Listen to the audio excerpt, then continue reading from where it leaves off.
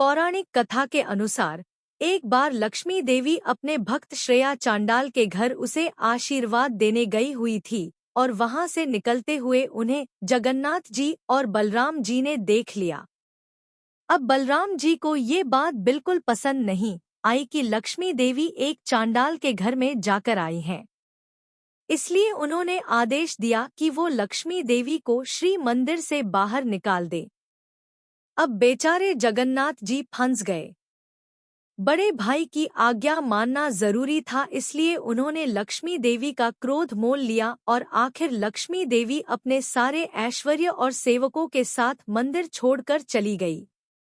अब अगले दिन सुबह बलदेव जी प्रातःकालीन भोग की प्रतीक्षा कर रहे थे, लेकिन कोई ये भोग लेकर नहीं आया। उन्होंने जगन्नाथ जी से पूछा, क्या बात है, आज भोग लाने में इतना विलंब क्यों हो रहा है? तो जगन्नाथ जी ने अपने पेट पर हाथ रखकर उदास मुख से उत्तर दिया, भैया आज से कोई भोग नहीं आएगा, क्योंकि लक्ष्मी देवी अपने सेवकों के साथ ये मंदिर छोड़कर चली गई है। जब बलराम जी ने ये सुना तो उन्होंने सोचा, अच्छा चलो कोई बात नहीं, अच्छी बात है। अगर लक्ष्मी देवी ने भूल की है तो प्रायश्चित तो करना पड़ेगा। कोई बात नहीं, हम स्वयं अपना भोग बनाएंगे। ये सोचकर जगन्नाथ जी और बलराम जी ने रसोई गृह में प्रवेश किया। अब वहां जाकर देखा तो पूरा भंडारगृह खाली पड़ा हुआ था। ना तो कोई सब्जी तरकारी है और ना ही अन्न सामग्री, और अब इतनी देर में दोनों भाइयों को अत्यंत भूख भी लग गई, तो उन्होंने सोचा कि चलो किसी के घर से भिक्षा ही मांग लेते हैं। यह सोचकर उन्होंने ब्राह्मण का वेश धारण किया और घर घर जाकर भिक्षा मांगने लगे ताकि कोई उन्हें पहचान ना सके। उनके पास से लक्ष्मी देवी तो चली गई थी, इसलिए उनके चेहरे भी मलिन हो गए थे और कोई भी उन्हें देखना भी पसंद नहीं कर रहा था। ऐसे में उन्हें भिक्षा कौन देता? ऐसे में लक्ष्मी देवी की आज्ञा से सूर्य देव ने अपनी धूप का प्रकोप भी बढ़ा दिया। परिणाम स्वरूप जगन्नाथ जी और बलराम जी को तपती हुई धूप में रेत पर चलना पड़ रहा था। भूख और प्यास से परेशान उन्होंने दूर एक तालाब देखा, लेकिन जैसे ही वहां पहुंचे तालाब का पानी सूख गया। हताश होकर वह एक पेड़ के पास गए। उन्होंने सोचा, इसके कुछ कोमल पत्ते हैं, उसी को खाकर पेट भर लेते हैं। लेकिन जैसे ही उन्होंने पत्ते तोड़ने के लिए हाथ बढ़ाया तो वे सारे पत्ते सूख के नीचे गिर गए और इस प्रकार पूरा दिन बीत गया। संध्या हो गई, लेकिन ना तो कुछ खाने के लिए मिला और ना ही पीने के लिए पानी। आखिर थक हार के वे एक मंदिर के पास पहुंचे जहां अभी अभी प्रसाद वितरण हो रहा था। उन्होंने कुछ लोगों को विनती की कि उन्हें कुछ प्रसाद खाने के लिए दे दिया जाए। लेकिन आप तो जानते ही हैं, लक्ष्मी देवी का क्रोध, कोई भी उन्हें भोजन देने को तैयार नहीं हो रहा था। ऐसे में एक वृद्ध स्त्री को उन पर दया आ गई। उस स्त्री ने करुणावश दोनों भाइयों को एक छोटे से पात्र में कुछ मुरमुरे दे दिए। इस प्रसाद को देखकर वे दोनों प्रसन्न हो गए। लेकिन लक्ष्मी देवी इतनी आसानी से उन्हें यह प्रसाद कैसे खाने दे? जैसे ही उन्होंने इस प्रसाद को लेने के लिए हाथ उठाए, उसी समय तेज हवा बहने लगी और सारा प्रसाद उड़कर बिखर गया। आखिर वे दोनों भाइयों ने थक हार के किसी से पूछा कि भाई, हमें बहुत भूख लगी है, क्या आप हमें बता सकते हैं कि इस समय हमें कहाँ भोजन मिल सकता है? तो किसी ने उनसे कहा, अवश्य, वो देखिए, वो चांद डालों का गांव है, वहां पर एक बड़ी करुणामय स्त्री रहती है। वे पुण्यशाली और दानी भी है, वे अवश्य आपको भोजन देगी। ये सुनकर जगन्नाथ और बलराम जी उस गांव में उस स्त्री के घर गए। स्त्री ने प्रेमपूर्वक उनका आदर सत्कार किया और उनसे कहा कि वो अभी उनके लिए भोजन बनाकर ला रही है। लेकिन अब देखिए, ये तो हमारे बलराम जी हैं, उनकी इच्छा नहीं थी कि वे उसके हाथ से बना हुआ भोजन करें, इसलिए उन्होंने उस स्त्री से कहा, नहीं, अपना भोजन हम स्वयं पकाएंगे, इसलिए आप कृपया हमारे लिए भोजन तैयार करने की व्यवस्था कर दीजिए।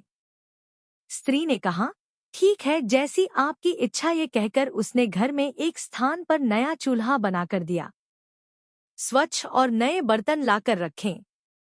और बलराम जी की इच्छा अनुसार सारी व्यवस्था कर दी। अब बलराम जी ने जगन्नाथ जी से कहा कि तुम भोजन बनाओ, मैं स्नान करके आता हूँ।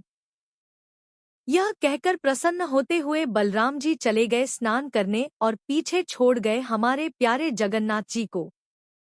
अब जगन्नाथ जी भी अपने भाई की आज्ञा मानकर बैठ गए भोजन पकाने के लिए। लेकिन क्या करें, भोजन तो तब बनेगा ना जब चूल्हा जलेगा। उन्होंने इतना प्रयास किया लेकिन चूल्हा जल ही नहीं रहा था। बलराम जी स्नान करके वापस आए। अभी तो ये सोचकर बड़े प्रसन्न हो रहे थे कि चलो अच्छा है, अब आखिरकार कुछ खाने के लिए मिलेगा। लेकिन जैसे ही वे जगन्नाथ जी के पास पहुंचे तो उन्होंने देखा कि अभी तक जगन्नाथ जी ने कुछ भी नहीं बनाया था। तो उन्होंने जगन्नाथ जी को अच्छी खासी डांट लगा दी। ये क्या कर रहे हो तुमसे एक चूल्हा भी नहीं जलता है। इतना समय हो गया और अभी तक तुम चूल्हे पर बर्तन नहीं रख पाए हो। चलो हटो यहाँ से, लाओ, मैं खुद ही भोजन पकाता हूँ।